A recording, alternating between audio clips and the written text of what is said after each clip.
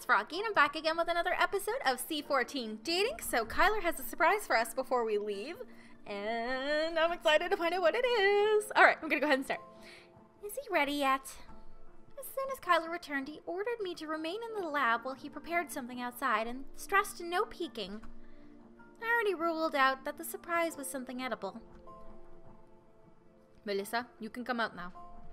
I stopped spinning in my chair and eagerly stood to follow him.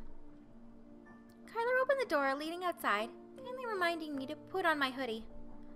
It was a thin white telescope propped up on a tall tripod. You stargaze? It's one of my main hobbies. Can you not tell from his sweater? I mean, he's got freaking constellations on it. Big Dipper, maybe? I don't know. You figure I'd know more about constellations after playing Starry Sky in spring, but I don't. Why am I not surprised? You either stare directly down at the dirt or stare up at the sky, rarely eye level. I open my art to you and you tread all over it. Hey, I'm treading lightly at least. It's just an observation. A rather astute observation now that you mention it. You're the cutest thing in the whole world, Kyler. I positioned myself next to the telescope and peered into what assumed was the eyepiece. I blinked, seeing nothing, and Kyler chuckled. That's the mirror cell. He approached and tapped a protruding focuser positioned at the back. You see through this. Then he gestured to a cement block underneath it, which would give me a nice boost. Right now it's positioned to look at the stars, but do you have any requests? How powerful is it? Can you see one of the planets? He brightened, then fiddled with the knob under the telescope and adjusted the device. Sadly, Jupiter is too close to the sun at this time to be observed, but Saturn should be near Scorpius. Ah, I want to see Jupiter. It's my favorite planet. After looking through the eyepiece, he nodded in satisfaction, stepping back to allow me room. On the block, I peered through the lens, half expecting a blurry yellow dot. I gasped in surprise at how recognizable Saturn was despite some haze. I could distinguish the swirly yellow rings around the amberish planet, even the banded pattern of the atmosphere. I withdrew from the eyepiece, trying to perceive where Saturn was with the naked eye, but I could not pick it out from the thousands of stars in the night sky. That's amazing! I mean, I've seen Saturn dozens of times in photographs and stuff, but actually seeing it? It's out of this world! I had no idea home telescopes were this powerful nowadays. This is so cool! I felt like a broken record, but it was seriously astonishing. I had never given much attention to stargazing myself. It sounded boring. You remind me of myself when I first started stargazing. You? Acting like a giddy child? I find that hard to believe. I can't get excited over things. He delivered that stubborn line monotonously. His shoulder lightly grazed mine as he leaned to my eye level. Would you like to see one of the nebula? It's easier when the sky isn't lit up by the moon, but we can still observe them.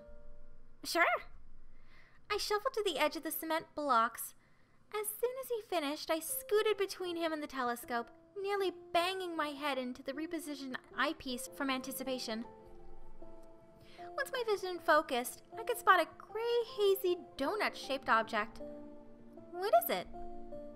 It's M57, also known as Ring Nebula. It's a popular one to find during the summer. I can see why you enjoy astronomy. It's relaxing and quiet with the right company. And there's always something new. At first glance, it seems the starry sky is unchanging. But then you watch the meteor showers, observe the planet's rotations, the phases of the moon.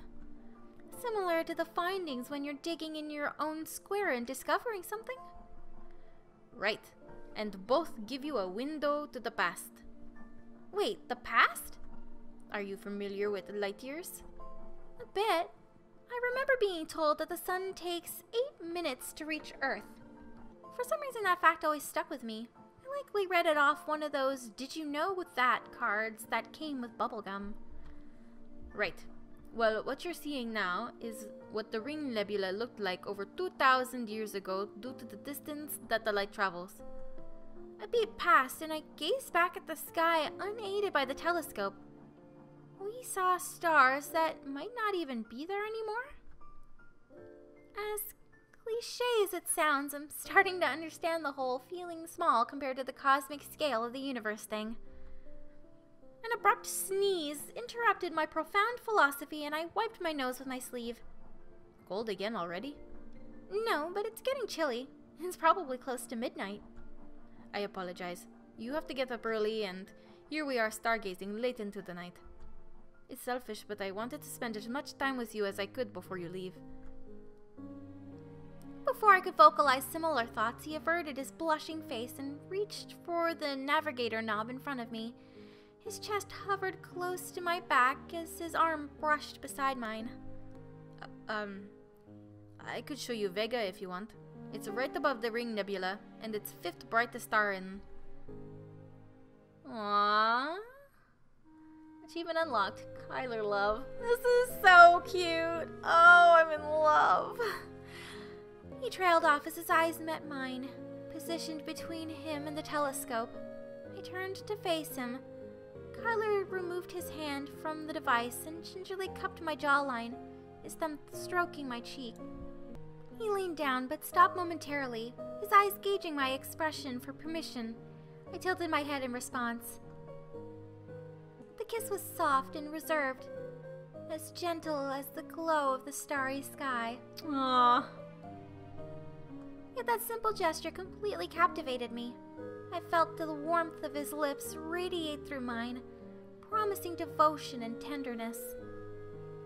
I parted my mouth and inhaled, detecting the familiar earthy scent. A spark was kindled, and his kiss deepened, while his other hand cradled the small of my back. For that moment, I forgot about our surroundings and focused on the touch. After we parted, Kyler looked away to hide his vivid blush. I can't believe I struggled to speak, and yet everything we wanted to say was already said. I wrapped my arms around him. I like you, Melissa. I don't like the long distance. I giggled at his comment, remembering the campfire game. We'll see each other again, right? I promise. I can't say how soon, but I want to. I admit I'm a little worried, since it'll be a long-distance relationship. It'll be hard, but if we remain committed to each other... I'm serious about you, Melissa. You're the first person that I felt this deeply for. I'd like you to be a part of my life, if that's possible. I'm not expressing myself articulately, am I? No, if anything, I feel the same way. You weren't exactly the most approachable person at first, but I can't imagine working alongside anyone else now. I know you tend to keep to yourself, and it wasn't easy opening up to me, but I'm very happy you did. Me too. It's hard to explain, but I feel like I've become a better person, or at least I'm striving to. I was able to make amends with Hendrik, let go of some negative baggage, and become more sociable. Thank you for everything. I don't think I did much, besides pester you. It was the push I needed. I hope you keep pestering me. We should probably retire. It's getting late. I shook my head, then grasped his hand, tugging him forward until my back was against his chest. One more star. This is my last night here, after all. As you wish.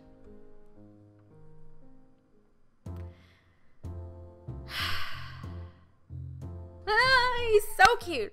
Alright, well, I'm going to go ahead and end this episode here for today. Hope you guys enjoyed it. If you want to see more videos from me, then don't forget to like, comment, and subscribe. Thanks for watching.